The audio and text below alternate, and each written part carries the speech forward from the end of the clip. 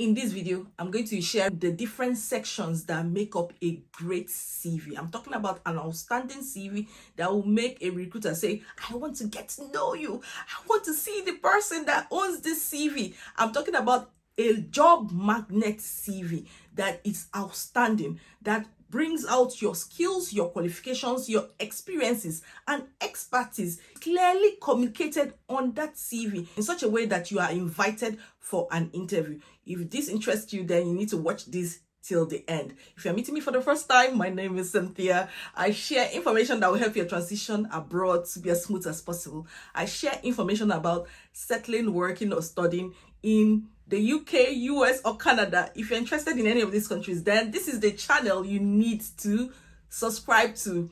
Hit the notification bell so that each time I drop a new video, you know it's time to watch Cynthia Academy. And to my returning subscribers, thank you so much for your love and support. And without wasting time, let's get into this video. See, if you want to apply for Canada caregiver job, or maybe you want to apply for any caregiver job in the UK or Canada, then you need to watch this video till the end, because I've been seeing a lot of these mistakes and I feel let me create a video about it. The first section of a CV should be your personal information. Please do not include anything like maybe you're married, or your religion, your gender, your sexual orientation, whatever like that. Please do not include that. Just provide your name. Perhaps you can have like a small section where you put the job that you currently occupy, and maybe a role that you're dreaming of occupying, or another role that you wish to occupy, something like that. Something simple and sweet that will attract the recruiter and say, hey, I want to call you to join my team. Other thing is that, of course, you do not include your age, but you can also include your address. Please do not provide your street number. You can just put your city, comma, and the country where you are located. Please do not provide the entire details you have. So someone can easily steal your details. Data is the currency. We're all aware of that. And sometimes fake people create job advertisements on Indeed. It doesn't mean that because it's on a job site, therefore the person is credible. Sometimes their vetting system might not be as effective as it can. So protect your full address. Just provide your city, comma, and your country. There has been arguments that if you're from Nigeria, do not write Nigeria there. If anything is going to cause bias about your qualification or your eligibility for a job, take it out. So you can just put a city there and don't put Nigeria. That is my personal opinion. That's all I'm after.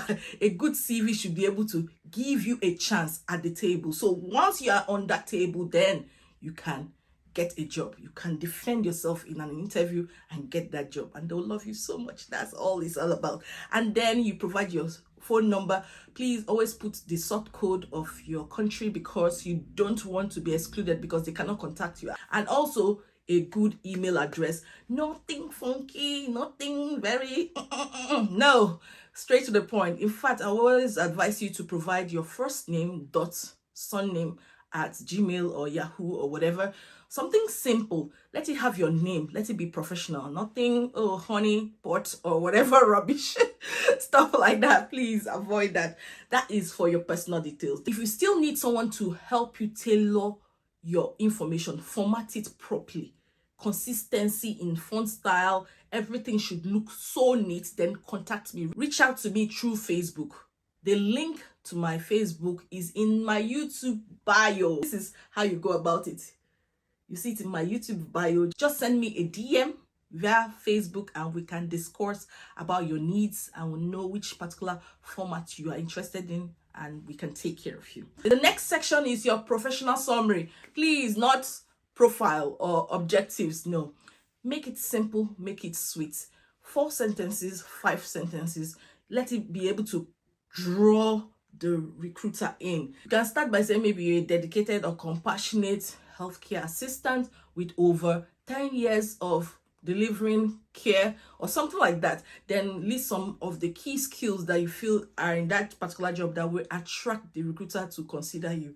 And then you can end it very well by saying how you are willing to work for the company and how you want to continue with your professional development or something like that. Something very nice that is really attractive. Sometimes you can get great ideas of what you should add in your professional summary from the job advertisement, because that is the part that they will scan in 15 seconds or 5 seconds to know whether they want to read more or call you for an interview. So just take your time to craft a good professional summary. The next thing I always have under my professional summary is your core competencies or your areas of expertise or your skills. See, it's so important that you note that the main reason why they want to employ you is because of the technical skills you have first before your education. So instead of having your education under that section, please bring out those key skills, because some recruiters don't make it to the second page.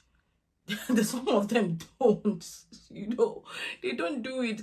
They won't make it to the second page if they don't find something interesting. So why not provide the key skills? Provide clinical skills and non-clinical skills. Some people call it hard skills and soft skills. Examples of hard skills: when you are doing vital checks, you can check blood pressure, urinalysis, things like helping somebody with a wheelchair, mobility assistance, stuff like that. You can check temperature, weight, and stuff like that. And maybe IT skills. Then soft skills, we're talking about your ability to communicate effectively. Effective communication, having that ability to understand body language, things like that, how you communicate with your team members, things like that. That's your soft skills. After your key skills, that is when you should provide your professional experience. It's also called work history. There is nothing wrong with work history, but I prefer that word professional experience because it shows that you have considered it as a profession and you respect that particular career. Now you should start with your most recent job, and then go down to the previous job and down.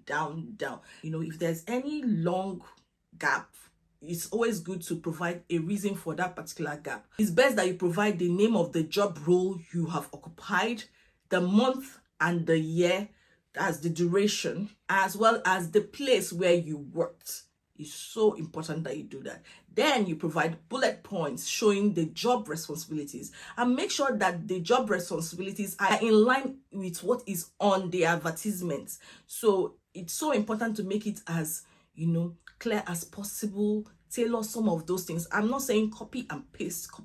No, that's not what I'm saying. But if you're looking for a job in Canada or in the UK, you should get used to some of the most common requirements or responsibilities that these recruiters want, and that is what you should reflect in the bullet points here.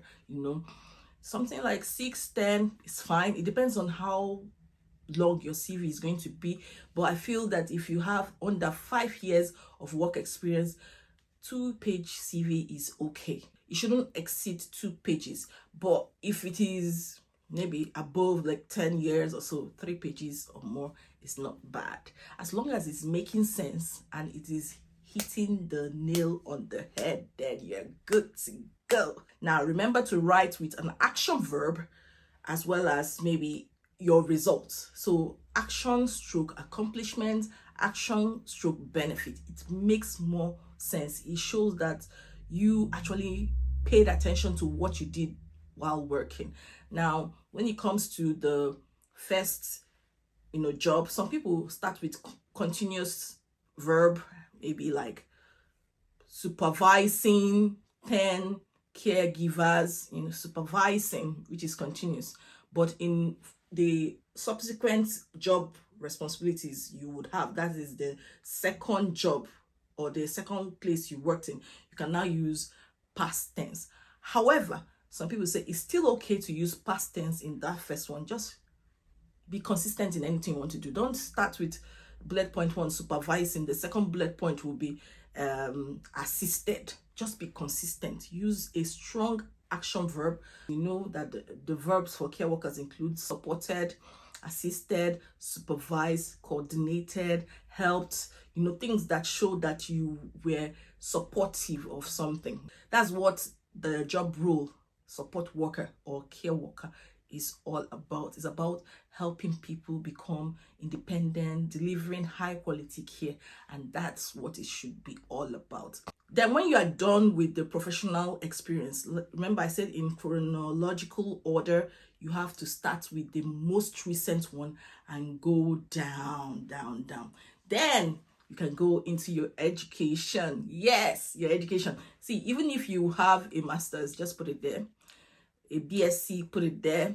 Your WAEC, put it there. Sometimes I want to know whether you have numeracy and literacy skills, and it can be shown by the minimum, which is high school diploma, which is your WAEC, which is your GCSE.